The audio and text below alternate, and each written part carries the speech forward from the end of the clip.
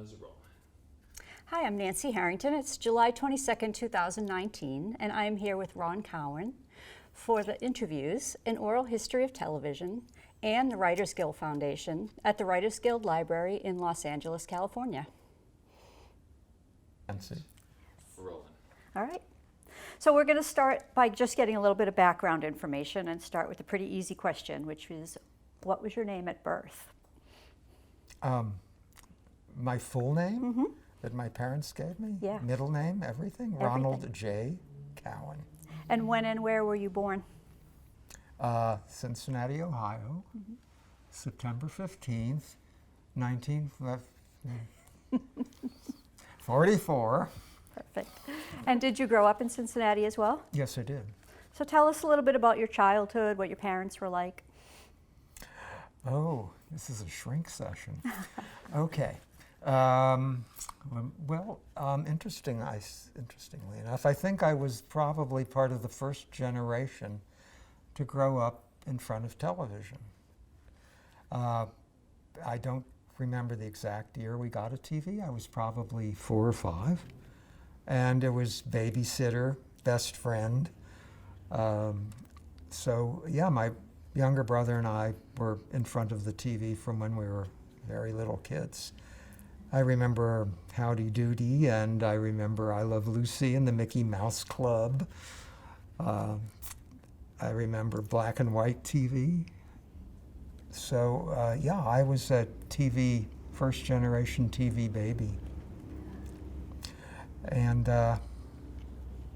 what else would you like? What traits do you think you inherited, like from your parents? Well, my mom, before she was a housewife and mother, was a costume designer at 20th Century Fox when she was quite young. She went out to Hollywood when she was, I think, 19. And she was designing costumes for movies for Tyrone Power and Loretta Young and all the big stars at 20th Century Fox at that time. And I think she remembered, if I remember correctly, she knew Tyrone Power because he was from Cincinnati too, and I think they went to the same high school. So she worked on a lot of his movies. And then she met my dad. It was, I think, probably during the start of World War II, 1941. I think back then, people on the West Coast were very frightened that after Pearl Harbor that the Japanese were going to bomb the West Coast. And my mother was very young, probably by that time 22 or 3, out there by herself. And a lot of all the men who even worked at the studio, even the actors, enlisted in the war, and she didn't want to be out there alone. She went back to Ohio, met my dad, who was a soldier. I think they barely knew each other, but they got married. And I think he had promised to take her back to California so she could resume her career, and she never did. He never took her back. So I think she was a very frustrated, creative spirit who suddenly found herself in a suburb of Cincinnati, which must have been horrible. And, you know, she was a loving mother, and I think her real passion, though, was her art, her creativity, which was stifled and frustrated. And so I think what she did for me was encourage me to be what she had given up, which was to be an artist. She encouraged my writing. She was my best agent. So I really have to give her a lot of credit and thank her for believing in me. I certainly wouldn't have become the person I became if it hadn't been for her. So I think that's what I inherited from my mom. And you said you watched a lot of TV. What were some of your other interests growing up? Did you read a lot, or? Oh, yeah. It's hard to remember whatever we read in school back then. Yeah, and going to the movies. But I think my real passion was theater. It was always, that was first. And I remember being taken to see whatever the big touring companies were that came through Cincinnati at the time, like Damn Yankees or The Pajama Game or My Fair Lady or whatever those musicals were in the 50s. And I think the bug bit. I think for a lot of people who end up in the theater or even in TV and film, perhaps their first experience seeing that musical when you were a little kid must have made such an impression. And I know it did for me as well. I think seeing the Fantastics and Stop the World, I Want to Get Off were very influential to me because they were unusual musicals. They weren't the old-fashioned kind. There was no set. You had to use your imagination you had to work along with the show. You weren't just passively sitting there with watching turntables and fancy costumes and sets flying in and out. And that really fascinated me, that in the theater you could go anywhere, do anything, be anywhere, and I think that really interested me. And I guess preparing for this, I thought of the first thing I ever wrote, which was a poem about having mumps when I was 12 years old. And my grandmother sent it to the Cincinnati Enquirer, and they published it. So I suppose I was a published author when I was 12. Do you remember any of it? Oh, not a word. I was trying to, was there even a rhyme I could remember to tell you? But I'm sure it was brilliant. But no, I can't remember. I think T.S. Eliot is safe. Then I think the next time I remembered writing was probably when I was a freshman in college. I wanted to write an experimental novel. I wanted to reinvent the novel, so I decided I would write a novel with no descriptive paragraphs, no narrative, just dialogue. And I realized when I was done that I'd written a play, which was basically how I discovered I wanted to write plays. So I sort of came in the back door.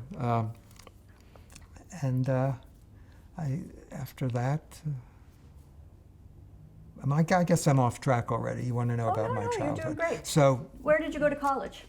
I started at Ohio State for 2 years, and then my family moved to Los Angeles, and I did my last 2 years at UCLA.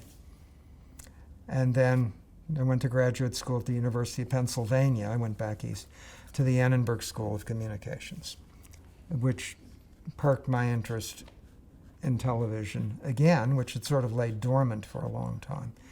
But when I was at UCLA, I took a theater class, and the professor who was supposed to teach it couldn't do it, so a playwright named Jerome Lawrence taught it instead.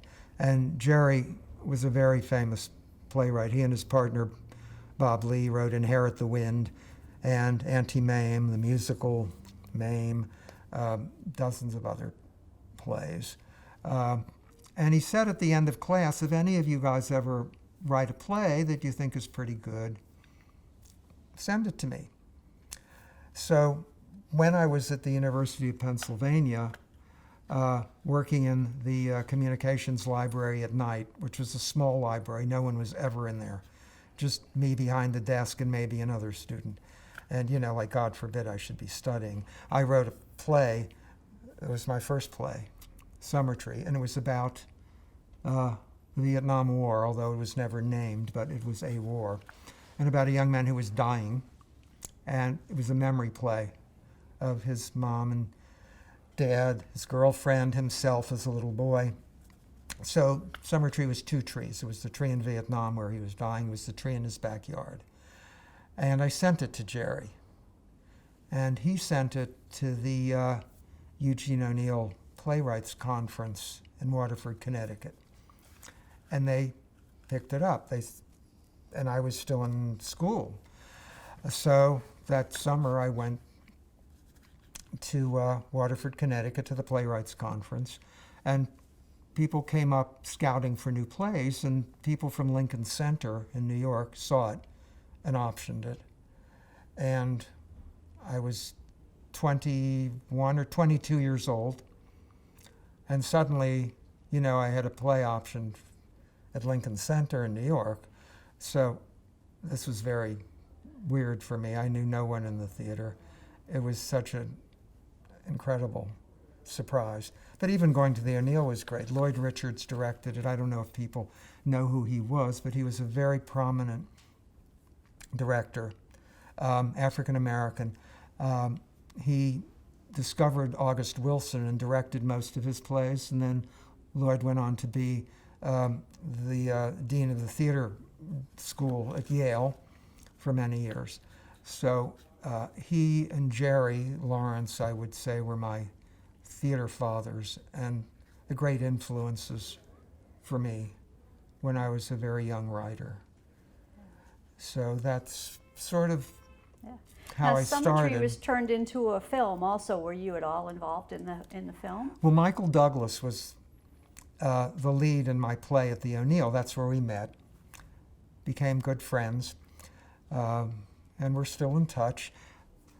He's on the board of the O'Neill, and he nominated Dan and me to be on the board of trustees a couple of years ago, which was very nice. So now we're on the board as well, which is kind of interesting to have started there when I was so young, to have met Dan there. 2 years later, I went back to the O'Neill with other plays a couple more times, and in 1972, when I was there for the third time, and Dan was there for the first time, we met and started a lifelong personal and professional relationship of, 45 years, 47 years now? Long time. So the O'Neill was sort of responsible for my life. That probably sounds very, overstated when I say that, but it's the truth. Everything started for me there, my professional and personal life. And we're still involved there. So I'm sorry, what was your question? I was just asking about the film. You were saying Michael Douglas was yeah. in Well, it. Michael was in Yeah. it at the O'Neill. He was at school at University of California at Santa Barbara. And so I said to the people at Lincoln Center, I want Michael to be in my play. And they said, okay. And he dropped out of school.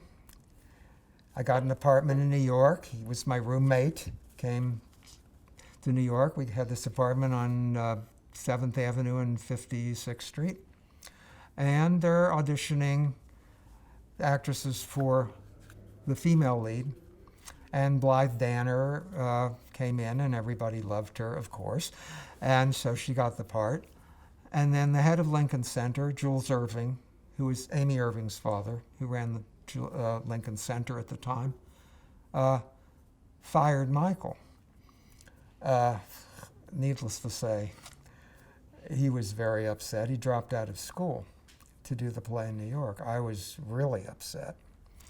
And I went to Jules and I said, Michael has to do it. You can't fire him. He said, well, you have two choices. We either do it with the actor I want to be in the play, or we put your play on the shelf for 5 years and it's never done. So your choice, Ron. So welcome to the professional theater. So I said, okay, so I want my play to be done. So Michael and I went to Kirk, his father, told him what had happened, and he optioned the movie to be a film. And I wrote the first draft of it in Palm Springs, where my parents had a home, about 10 minutes away from where Kirk had a home. And I would drive over to his house every day. He set up a very nice card table in his bedroom where I was working on the script. And, they'd say, okay, come on in for lunch. And I'd go in for lunch, and there would be Mr. and Mrs. Ray Stark or somebody having lunch with Kirk and his wife. And they'd bring out a big silver platter with corned beef sandwiches on it. And I was thinking, well, this is really weird. But I did write the first draft. I knew nothing about how to write a screenplay. So, of course, I was replaced. And, of course, I was very angry at Kirk and Michael. And there was a long time where we didn't speak. And then I saw the movie, which was an atrocity. And Michael has said so on talk shows. So, yeah, it was generally conceded it was a disaster. It was directed by Anthony Newley, though. That was interesting because, as I said, one of the reasons I became a writer was because of Stop the World, I Want to Get Off. And that was Anthony Newley's show. He wrote it and he was in it.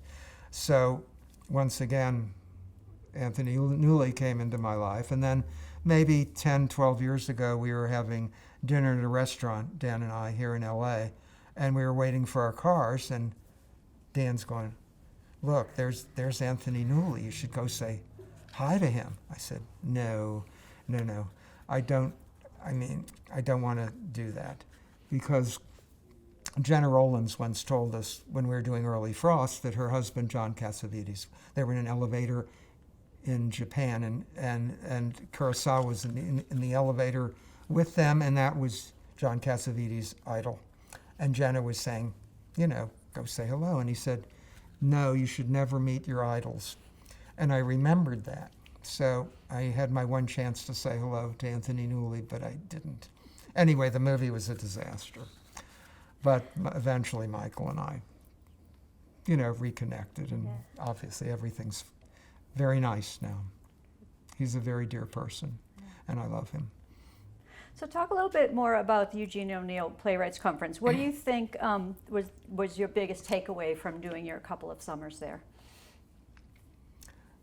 Well, working with Lloyd, who was a wonderful teacher, he helped me edit my play. He named it, actually. I had written Summer Tree as 2 words. He said, I think it should be 1 word, Summer Tree. He taught me how to take notes. He taught me how to edit. I think we probably took out 40 pages out of my play. But I think most of all, he taught me collaboration, that it is a collaborative art form, and you respect everyone, you listen to everyone, you work on it together. That was extremely important, and Dan and I took that into our series work, that everybody's voice was listened to, everyone was heard. We all were good at what we did. I'm not a director, I'm not a lighting person, I'm not a DP, I'm not a makeup person, I only can do what I can do, and you have to respect everybody else for what they do. And you listen to everyone. It's something you do together. So I think that was probably the most important thing I learned at the O'Neill with Lloyd, was collaborating and listening. Yeah, it's a great lesson. If we're going to talk more about your partnership with Daniel when we're sitting together, so we're just going to talk about a couple of solo projects for television that you did early on. Yes. So you wrote a teleplay in 1968 for the CBS Playhouse. Yes. That was called Saturday Adoption. So how did that come about? Barbara Schultz was the producer, the executive producer of that. Back then, it was very unusual for a woman to have that sort of position. She was the executive producer of CBS Playhouse, and they knew about Summer Tree, and they called me in and they asked me to write an original play. In doing my little research for this, I didn't know, but who knows if it's true, but I read it, that, I was the youngest person that CBS had ever commissioned to write for them, which was great. Even when I did Summer Tree, doing all this research, I didn't know until I started looking that Summer Tree was the first full-length play to actually be performed at that small theater at Lincoln Center. It was called the Forum. Now it's called it's called the Mitzi Newhouse Theater. I didn't know that. And, I was very young. I was 22. So this was all, my head was spinning. It was like, all of a sudden, one day I'm a student, and the next day all this was happening, which was thrilling, no complaints. But it took an adjustment, I would say. So I was asked to do Saturday Adoption. And it was about a young guy who was a college student who was tutoring an African-American kid. He was probably about 12. And he met him every Saturday at the playground to help him with his reading. And in the course of that, they became very close. It was like little brother. And he put a lot of ideas into this kid's head from his position of wealth and privilege about all the wonderful things that were going to happen to him. And the boy's older brother got wind of this and said, look, we live in a ghetto. You know, I'm a clerk. My mother's a cleaning lady. The stuff you're putting in my younger brother's head, it's never going to happen for him. That's your life, and I don't want you coming here anymore, you know, with your misplaced idealism. So that was what the play was about. Anyway, it was an amazing experience. Delbert Mann, who had won an Oscar for directing Marty, was the director. We shot it at here CBS across the street. I could look out the window and see it, which was great. I'd never been on a soundstage before. The soundstage next to where we were shooting was the Carol Burnett show, and I used to go over and watch. I met Lucy. You know, said, "How you doing, kid?"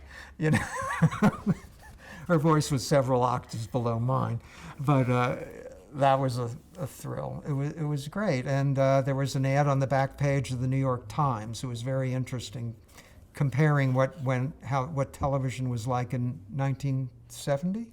68. 68 compared to what CBS, well, what all television is like now. It was on a Wednesday night. From 8 until 9:30 was a concert, Vladimir Horowitz at Carnegie Hall, followed by CBS Playhouse, my play, from 9:30 to 11. The back page of the New York Times had a picture of Vladimir Horowitz. It's age 64, who is now, I'm now older than Vladimir Horowitz, and he looked like my grandfather. And a picture of me looking like a little chipmunk at 22 or 4, however old I was. And it said, what does a 64-year-old world-famous concert pianist and an unknown playwright have in common?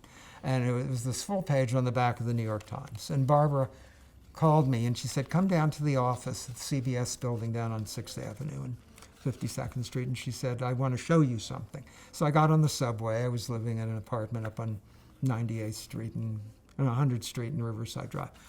And I'm on the subway and there's this guy sitting there. I'm hanging on a pole, and he's sitting in front of me reading the New York Times.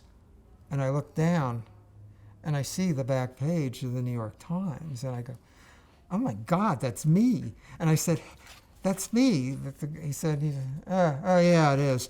He didn't give a shit. It was like typical experience. Well, that's what she was calling me down to see.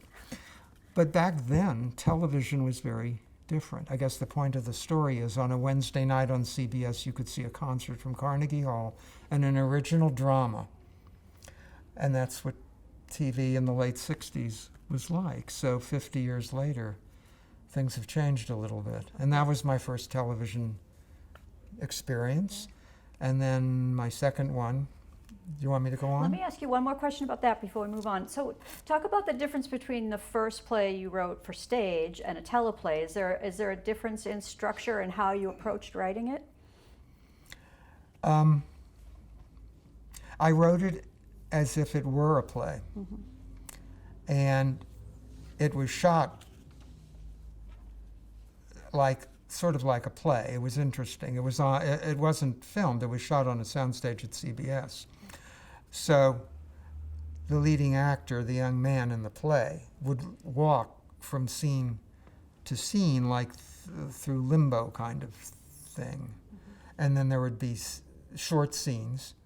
You know, it wasn't a TV drama where it all took place in a living room. It moved around a lot. There were different locations. But it was all suggested locations, and you would follow the young man from his room in his house to the playground, to his father's office, to a school. So it was very fluid the way it was shot. But I did write it as a play with scenes as if I were writing it, because it was CBS Playhouse. I mean, the other plays that were done that year by very famous writers. I'm trying. J.T. Miller, I think, wrote Days of Wine and Roses. Reginald Rose, who wrote 12 Angry Men. Ted Moselle won a Pulitzer Prize for All the Way Home. Me. So Good company. I was in very good company. Yeah. And it was a very prestigious TV show at that time. I was very lucky to get that. And so then you did some scripts for the PBS America short story series, correct? Yes, I did. That was what, 1977, 1977 you did I'm a Fool. with Ron Howard and Amy Irving, and it was based on a Sherwood Anderson short story.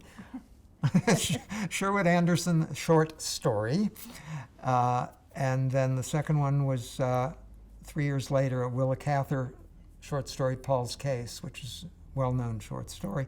That was with Eric Roberts, and that was my first Peabody Award.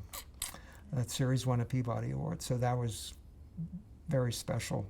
And it was a beautiful film. And I think they released it on DVD, both of them. Talk a little bit about the process of adapting a short story for television.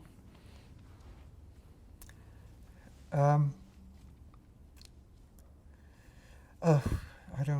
and I have done a lot of adaptations. I guess that was the first time. I'm a Fool was pretty easy because there was dialogue. And I could break it down into scenes. And that wasn't challenging. Paul's Case was more challenging because I think there was only one line of dialogue. So I had to break it down into scenes and take what was described and turn it into dialogue. Fortunately, they were generally scenes that had 2 characters, 3 or 4 characters, that it wasn't, complicated in that way. And they took place in very specific places, either in his house or backstage at a theater, at a hotel in New York where he had run away with money he had stolen because he had dreams of New York, and sort of dreams like I had growing up in Cincinnati of New York. Of course, I didn't have to steal money to get there, which he really shouldn't have done. But the title of Paul's Case means he had a really bad case of whatever, fantasy life. He had, he had delusions of grandeur, I would say. And that was what the case meant in Paul's Case. Then one of the actresses backstage said, "Oh, you have a bad case of it." So that's where that came from. That I don't remember, but perhaps that was the only line of dialogue, or maybe, that was difficult because everything had to be turned into dialogue. Let's talk a little bit about the craft of writing in general. What do you like about writing? I guess what I like most is escaping time. Escaping time-bound universe, going off someplace where I can sit and write for 6 hours and forget to get up to go to the bathroom or to have lunch, and I can just be in that world, and I lose all sense of time. And I love that. I think everyone finds ways to escape time, whether they know it or not. Whether it's going to a movie, having sex. People find their ways. Unfortunately, they're bad ways, addictions, ways to lose. But I think there's something in us that needs to escape time. And my way is writing. I like having imaginary friends. I like thinking up things to say that I want to say that are important to me to say. I do not, when I write, create mouthpieces for myself. I think the other joy of writing is when you have a character. Again, it's about listening. They talk to me. They're not my little dolls with nice stuffed words in their mouth. You know you're on the right track when they're talking to you. And you feel like you're a conduit and it's coming through you from some other place. There's an energy source, I believe, outside of us. I'm not talking about talking about religion. I'm not talking about God or a religious figure. I'm talking about just an energy source that creativity comes from. And I think a lot of people lose track of that, or don't think of that, or don't believe that. They think it comes from them. And I think they get very full of themselves because of that. And they think they're very important. For me, it always feels like I'm listening and it's coming from somewhere else. And that's very magical and very mystical to me. And I love that, listening to these people from another dimension somehow talking to me. And then I will refine what they say and shape it. But, you know, I'm just the recipient of the creative force. And it's a sort of a wonderful feeling. And what's your physical process when you're writing alone, not when you have a partner, but when you're writing alone? Do you outline? Do you use note cards? How do you... Yeah, I've tried different ways of writing. Just let it flow. I cannot do that. I have to know that I'm writing about something, a theme, an idea, something that to me is important and that I would hope would be important to other people. And Dan and I have written about things that really matter to us. A lot of what we've written, I'd say most of what we've written, is about people who aren't represented a lot, whether it's gay people or older people. In the movie we did with Angela Lansbury, a love story about two people in their 60s who have a love story, which you never see on TV. Women on Sisters. People who had AIDS when we wrote Early Frost. I think we wrote about things that, our Summer Tree was about Vietnam. I think or Saturday Adoption was about, I was writing about a young black kid and a white kid and their different world experiences, and that unfortunate collision of values and experience that ended sadly for both of them. So we've written about things that I felt, that Dan felt and that I felt were very important, things that needed to be written about. So I think, again, we've been very fortunate in what we've written about. So yes, we definitely have something in mind when we start. No, I don't start writing and think I'll find something to say, no. And I'll never start writing without an outline, or at least, I mean, it may not come out like the outline, but I've also have felt it's very important to know where you're going. It's like you get on a train, you know the destination, you know where you're going to get off before you get on. I think it helps when you're writing. And I've seen this in plays or in movies, like where you probably feel, this movie's ended 6 times.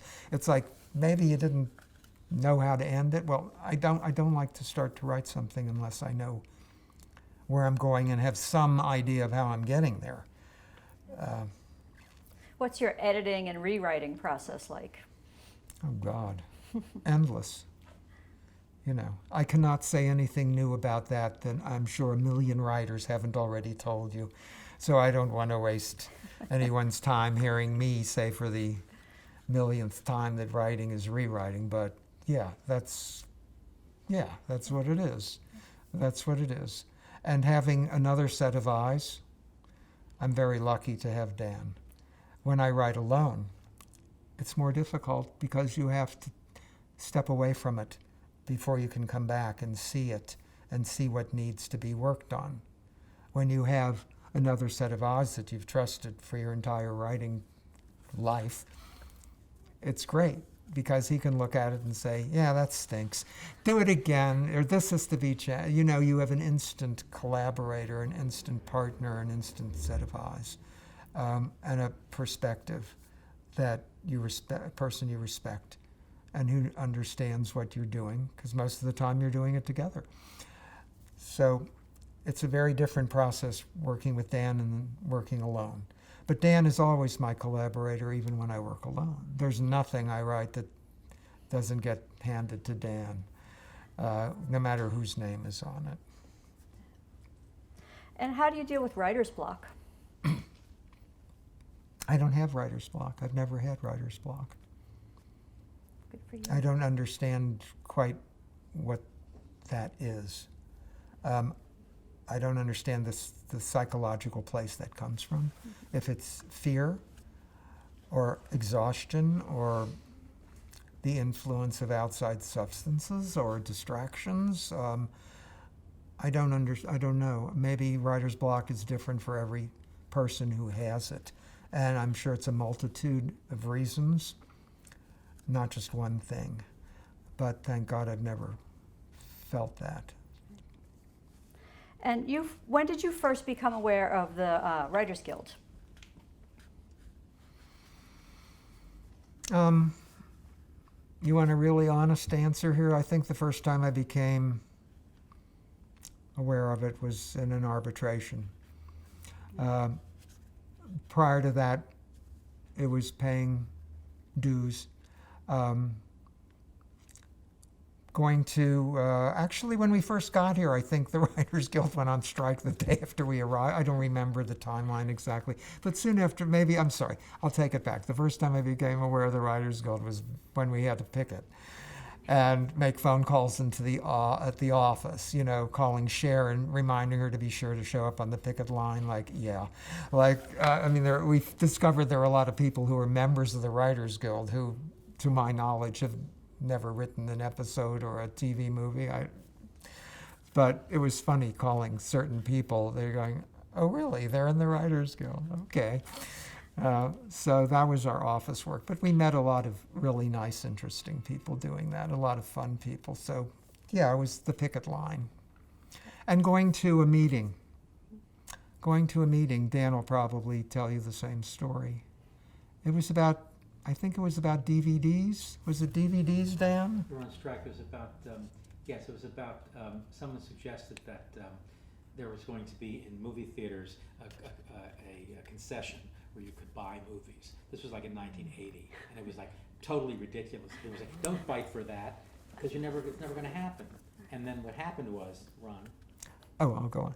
Anyway, they were saying we shouldn't fight for either, whether it was VHS or DVDs. I think it was DVDs. It's a technology that has no future. It's never going to happen. We're not going to fight to get, residuals for that. It's just a fad, blah, blah, blah. And this very old writer, stood up and said, excuse me, but I was here.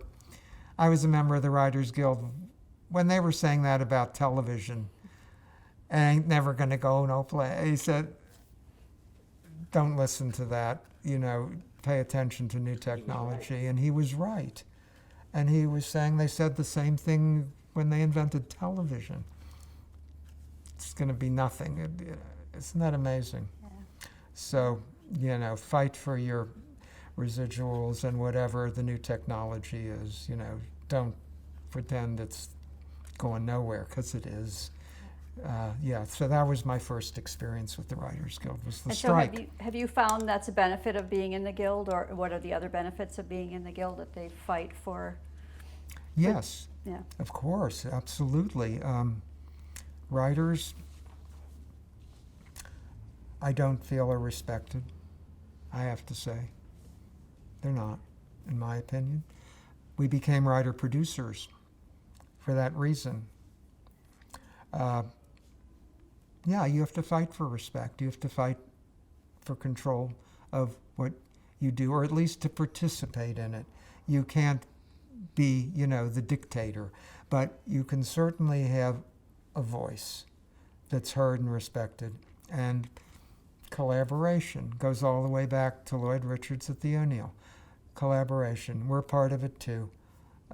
Writers are a very important part of it. And any writer can sit here and say, well, we are creators, they're merely interpreters. Well, the point is you're all participating together. And it's a shame that you actually have to fight for that, but you do. I appreciate that. I certainly appreciate the pension, and God knows we all appreciate the health fund. I would say, number one, more important as you live your life and get older, more important than getting that screen credit, because that'll come and go, but your health, to me, your health is number one, and thank God the Writers Guild is there for that. Excellent. So we just have a couple more summing up questions before we bring Daniel in and have you two sit Who? down together.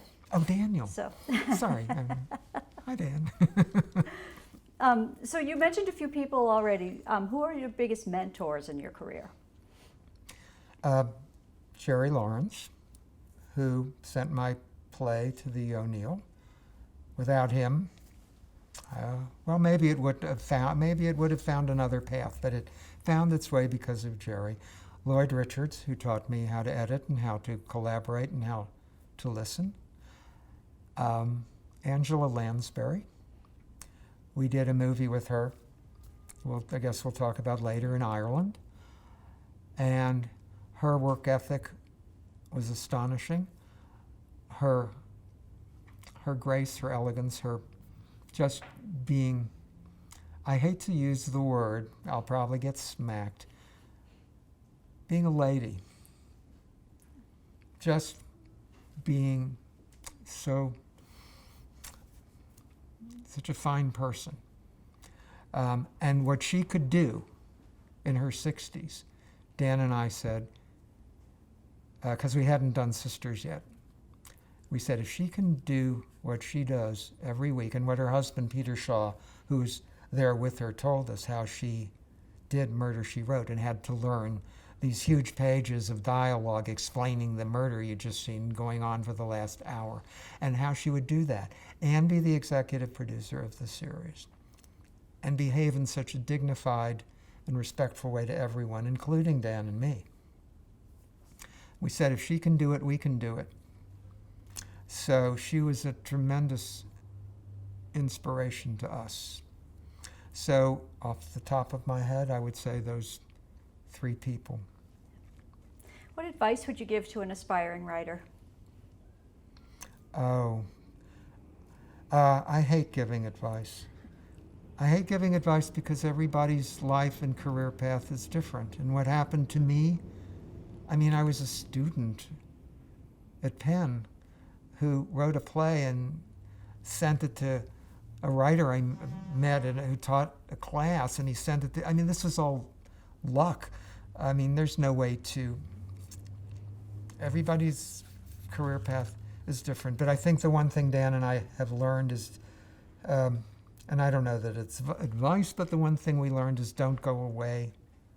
I think that's really important no matter what career, no matter what you're doing.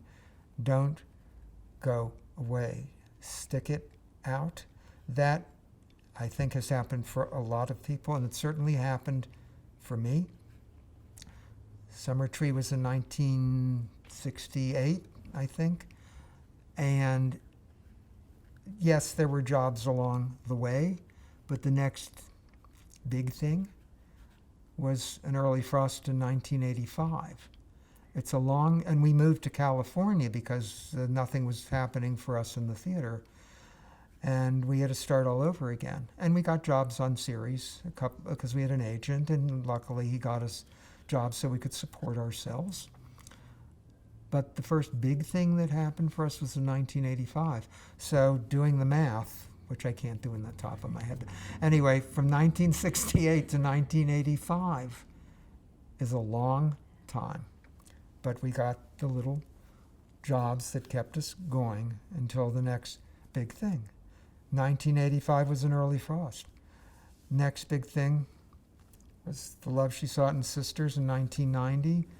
Nothing came after an early frost. I think the only thing we got offered was a biopic of the Liberace story, and we fired our agent and said, we can write other things than just gay people. And we were up for things, and he said, well, they don't think you can write women. Well, what was our next job? Sisters for 6 seasons. So you have to go up against that kind of thinking. Oh, you can't write women. What kind of shit is that? Excuse me. Nonsense is that. So you hang in there, and you wait. And then after Sisters ended in 1996, it wasn't until 2000 that Queer as Folk happened. Another 4 years. We never had a career where the phone was always ringing and, oh, we have our next 6 projects lined up and everybody wants you. That never happened to us. It was like we had a very big success and then nothing. Years went by, nothing. And then suddenly something happened. So I guess the only advice I could give, and as I said, I hate giving advice, but what we experienced in our career was don't go away. I know we haven't touched on a lot of your credits yet, so this is sort of a backwards question, but what is your proudest career achievement? Well,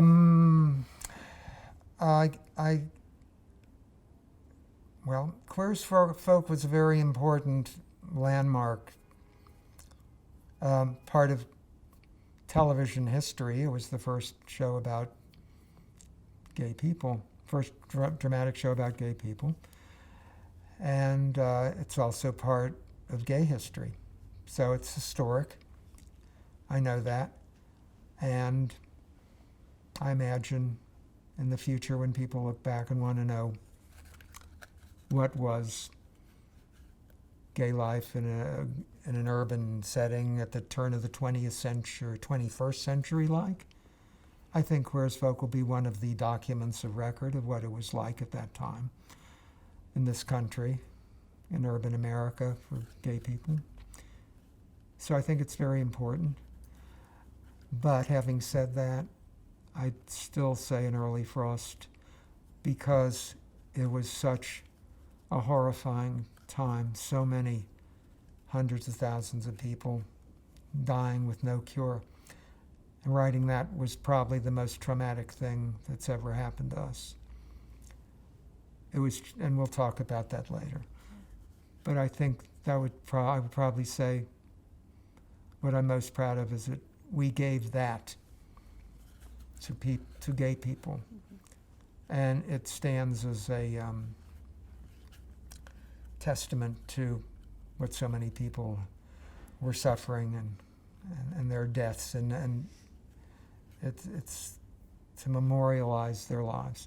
And it also was something we put out there to people at that time in this country who were calling it a gay disease and blaming it on gay people who knew nothing about it, were afraid to touch someone who had AIDS. They knew nothing.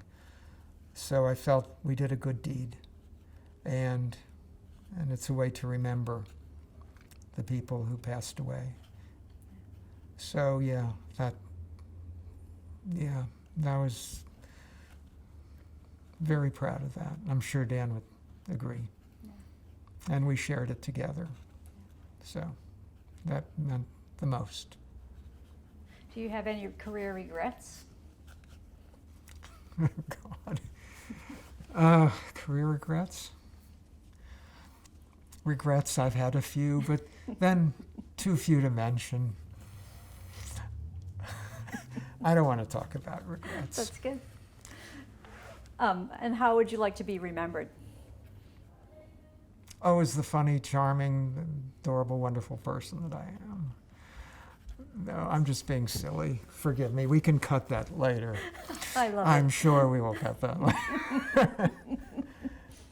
I hope I'm remembered as a good writer and a loving partner.